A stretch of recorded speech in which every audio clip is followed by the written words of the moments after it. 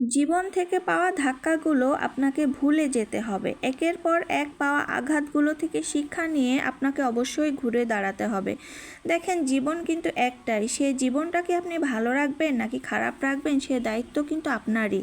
জীবনটা কিন্তু একটা সময়ের সুযোগ, তাই সময়ের দিকে তাকান। আসেন তাহলে একটা গল্প বলি। সিংহের গতিবেগ ঘন্টায় হচ্ছে 80 কিলোমিটার, তবে কিছু কিছু হরিণের গতিবেগও কিন্তু মাঝে মাঝে 85 কিলোমিটারের উপরেও কিন্তু উঠে যেতে পারে।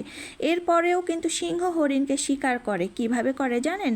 কারণ সিংহ যখন হরিণকে তাড়া করে তখন দৌড়ানোর সময় হরিণটি বারবার পেছনের দিকে ফিরে তাকায়, যে সিংহটি তার কতটুক দূরত্বে আছে সেটা দেখার কারণে। এ কারণে হরিণের গতিবেগটা কিন্তু কমে যায়। অন্যদিকে সিংহটি যখন সামনে দৌড়ায়, সামনের দিকে সে কিন্তু ফোকাস রাখে তখন সে কিন্তু তার গতিবেগটা কমায় না। তখন হরিণটিকে মনে করে যে এই তো আর একটু হলেই আমি তাকে ধরে ফেলবো। সিংহটির ফোকাস তখন আরও বেড়ে যায়, আর দিন শেষে সিংহটির ক্ষুধার কাছে হরিণটির বেঁচে থাকার তাড়নাটা হেরে যায়।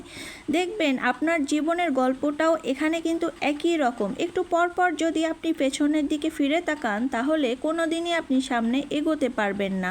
সামনে এগোতে হলে সামনের দিকেই তাকাতে হবে। দেখবেন যে আপনি অবশ্যই জীবনে আপনি সফলতা পাবেন। কখনোই পেছনটাকে ধরে রেখে নিজের গন্তব্যটাকে আপনি স্লো মোশন করে দিতে যাবেন না। অবশ্যই সামনের কাজটাকে ফোকাস রেখেই আপনি এগোতে থাকবেন। ইনশাআল্লাহ সফল হবেন একদিন।